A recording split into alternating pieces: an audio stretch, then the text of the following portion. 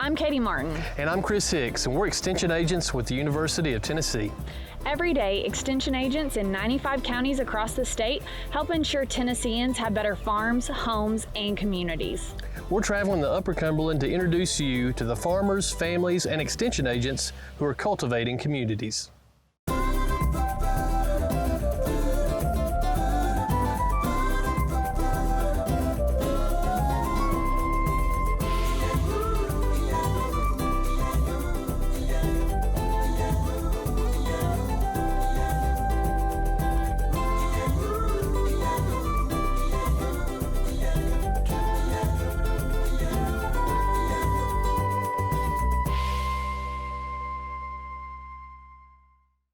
Hey everyone, welcome to another episode of Cultivating Communities with UT Extension. We're in White County today. We're going to meet up with Scott Swope of UT Extension. Scott lives in a very diversified agricultural county, and no telling what he's going to have us doing in this episode, Katie. Sometimes when we think about agriculture, we think about corn, soybeans, and cattle, but I think we're going to go a little deeper than that today and get into some of the niche markets in the agriculture industry, like beekeeping and agritourism. Can't wait to see what White County has in store for us today. Looking forward to it. Let's go meet up with Scott and see where he's going to take us. Hey, I'm Scott Swope with UT Extension in White County. I've been working for UT Extension for about 28 years, the last 14 years in White County. Well, one of the reasons I wanted to get back to White County, not only is it home county, but it's also a very diversified county. Got lots of different avenues of agriculture in the county. We've got predominantly beef cattle and forages. We've got about almost 40,000 head of cattle in White County. We've got about 5,000 acres of soybeans, about 3,000 acres of corn.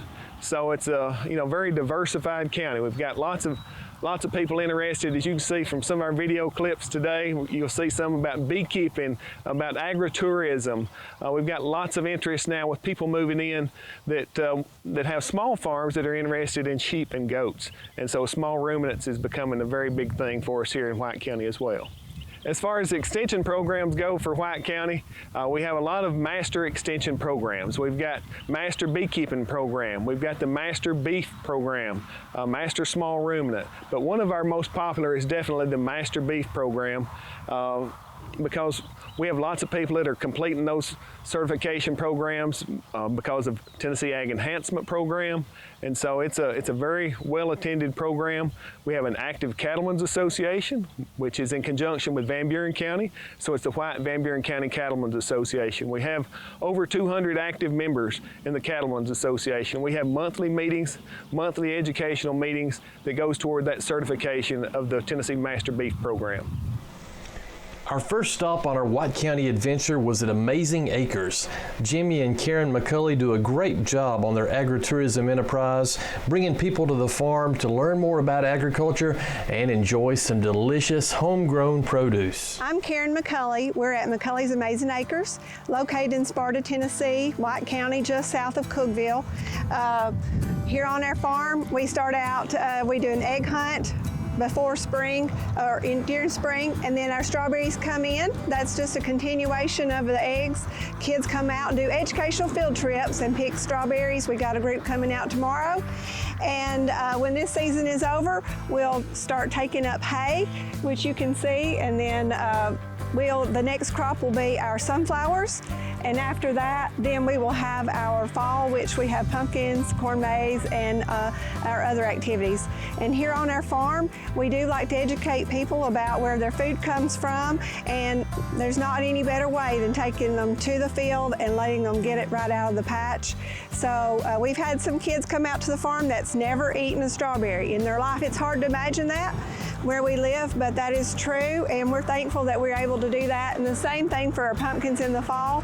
It's a great opportunity for families and kids to come out and learn where their food comes from. We were running a dairy, and we heard about a corn maze, and we were looking for other things to make money on the farm.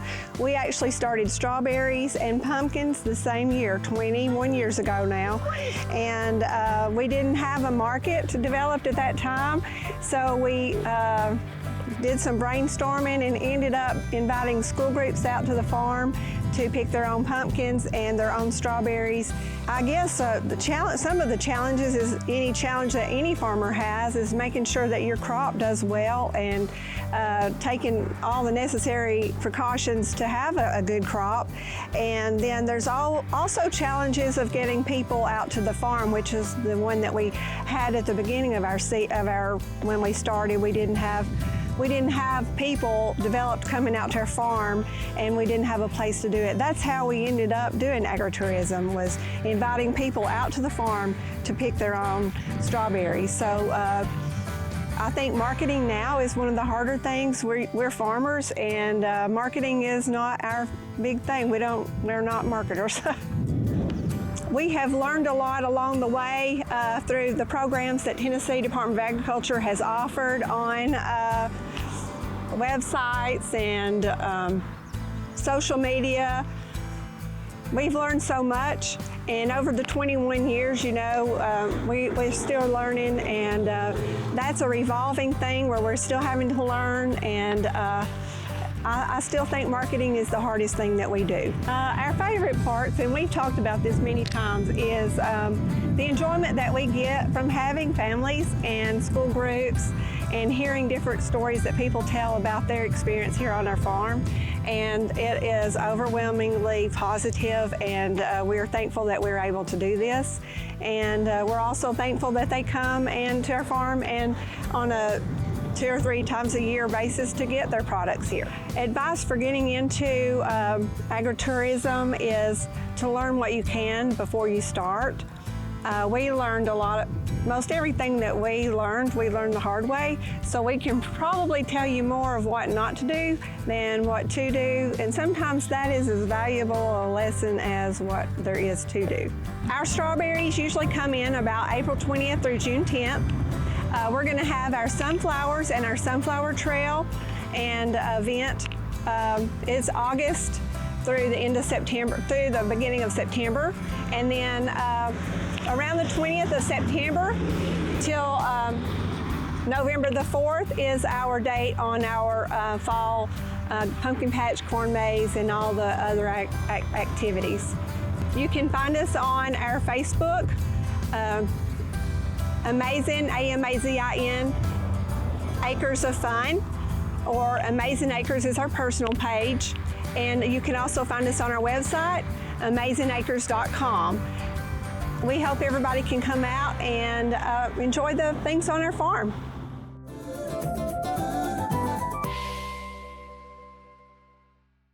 Follow us along as we head to our next stop on our journey today in White County. We'll be going to Annie Gooch in Walling, Tennessee, to learn all about bees and beekeeping. Good afternoon. I'm Annie Gooch, and I am from Walling. I am a master beekeeper. I have been doing this for going into my 12th year. 12 years ago, Darwin decided that he wanted to keep bees, so Darwin's my husband, by the way. So we got 2 hives.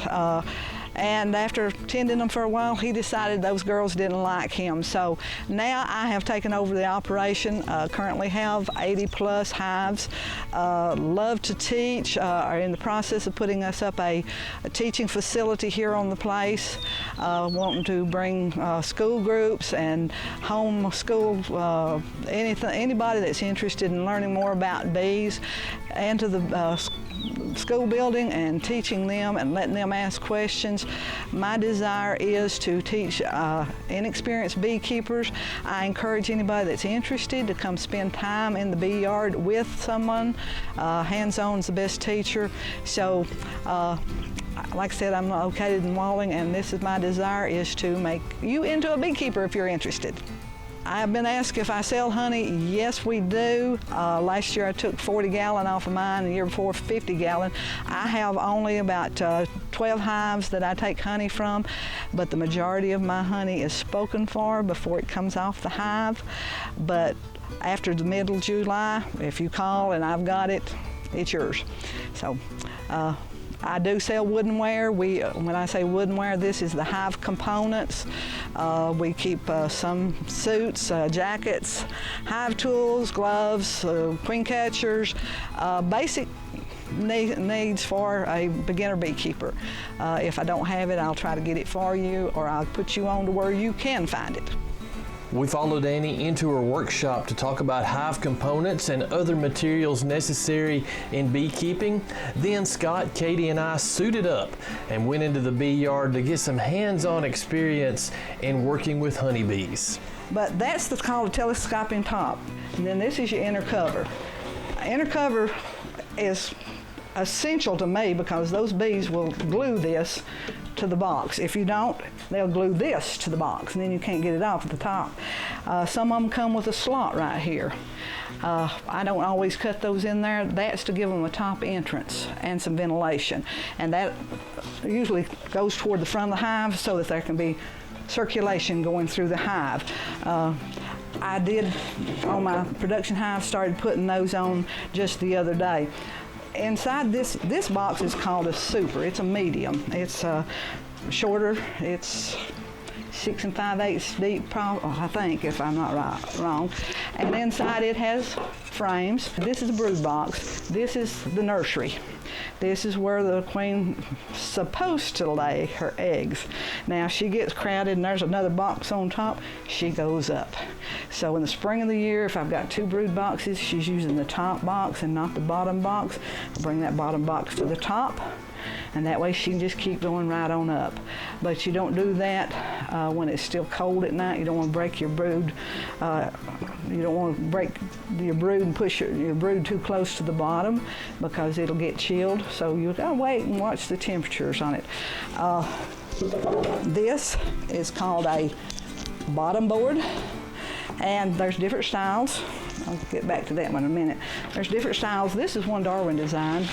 We use just a plain old cafeteria tray, and we put hydrated lime or diatomaceous earth in this.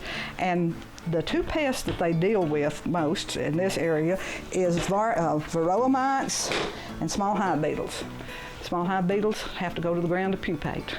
So when that little worm falls into that hydrated lime, it's all over, you know.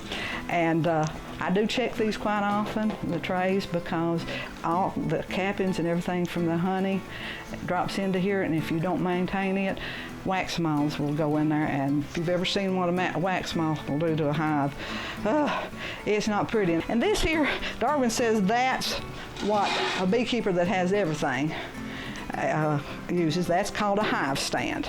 I don't use those because he's made it easy for me out there to not have to have that.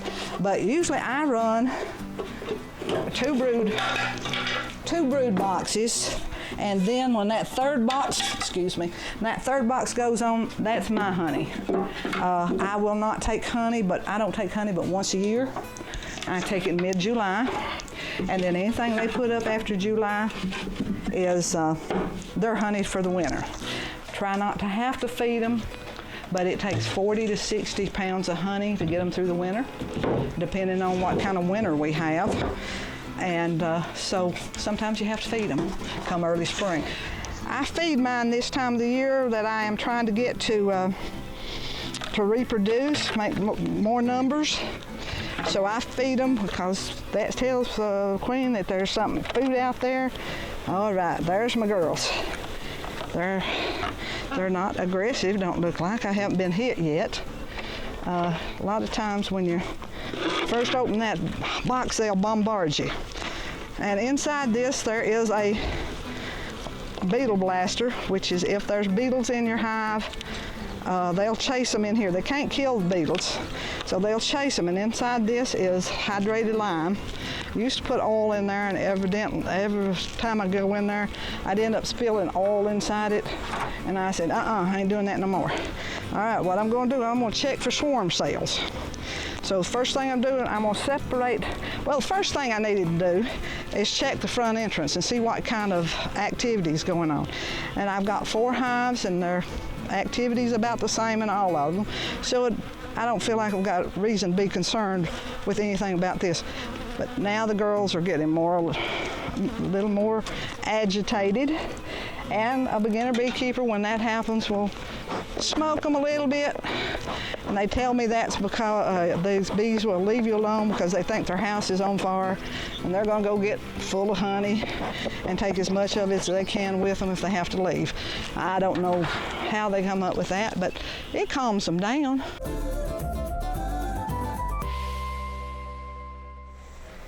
Unless you're a beekeeper, it's not every day you get to be this close to a hive. But Annie took us into the hive to get up close and personal with her honeybees. And when I get ready to go into my hives, I go in on one side, and we've talked about propolis or propolis, whichever you want to say. They have these things glued down. So you gotta push them over, then separate them. This is called hive tool. There's at least three different styles that I'm familiar with. I like the standard hive tool. It's got a hook on one end, flat on the other. And there is a thing they call a frame lifter. Well, my hands are not strong enough to hold on to that thing for too long, so I don't use one. But when I pick up a frame, I pick it up away from the edge. If you get your hands over here, you can't put it back in there too well. All right, on this frame, you look on that, there's all kinds of pollen in there, all different colors. And they combine the nectar and the pollen together and make what they call bee bread. That bee bread's what they feed their babies, okay? Every bee gets bee bread, but now when we go to make a queen's made from a regular egg, and she gets bread, but she gets,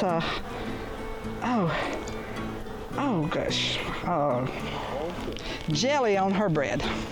So she gets what they call royal jelly, and this is secreted from the bees, and it causes her to mature. And see, they ain't pulled on this one yet. It causes her ovaries and everything to mature so that she can be, and I was gonna check for swarm cells. Well, so much for that. I'll find it here when I go through this, and this worries me a little because I don't see a lot of activity that looks like new bees. But anyway, I start moving the frames to the outside edges as I inspect them, and that one was another one that didn't have anything on it. This one's got honey or sugar syrup in it, so they're trying to feed what's coming on or what is in there already.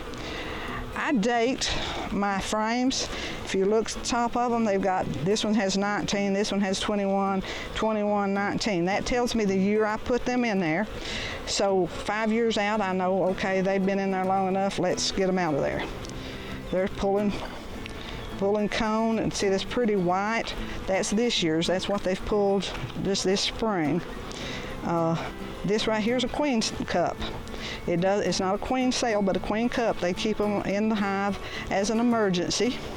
If I roll the queen, or if something happens to that queen, then they've got a cup in there they can make into a queen cell without having to start at ground zero. All right, this one was put in this year, and we're going to see how much they've pulled just in the last few weeks. Okay, we've got an active queen in here. See what you're seeing here? That's cap brood underneath those girls. You see? And this one has a pretty good laying pattern. Usually if it's a really full, this one has at least, ought to have a new queen in there. Don't see it, but the majority of the bees that you see on this frame are worker bees. Worker bees are all females. All right, this side has pollen on it. I was looking to see if I could find some eggs. It's got, you keep your eyes open, see if you can find a queen when I pull the frame out. I don't see her on there. I'm gonna put that one back in there. What I've noticed is the brood most of the time is in the middle frames of your hive. The outside edges usually have the food sources. Now, the spring of the year you can take and you can manipulate these frames. You can move them around and not create a problem. But in the fall of the year, I suggest you don't do that because they're setting up their house for winter. Oh, this one is one full heavy frame. See all this around the outside edge? All this up here is capped honey. All up in here, and so you can tell where she's laid and passed. The cap brood, this is worker bee cap brood, and it's honey colored. And if you look, every sail is detailed. You can see the outside of every sail. Well, when you come over here and look at the capped honey, the capped sail is not as noticeable, and it's more white. See this down here? This is drone brood. I describe it as a fat lady in spandex. Some people say it looks like bubble wrap. Well, they don't hardly fit in those sails, so they bubble out and look like a bullet almost. Well, if you look, right over here is regular worker brood, so you can see the contrast. Honeybees are so vital to agriculture, and the majority of food we consume can be traced back to the honeybee. Beekeepers like Annie are passionate about what they do, and we really enjoyed her taking us in the hive, learning about the components, and learning more about these amazing creatures.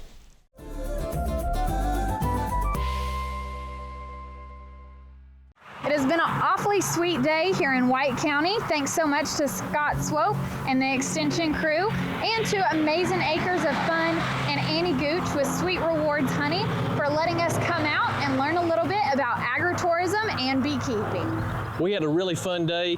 We get to go home with some delicious treats. We appreciate all the producers and Scott again for hosting us. Hope you'll join us for another episode of Cultivating Communities with UT Extension. Oh, cut. That's an outtake. Let's try it again.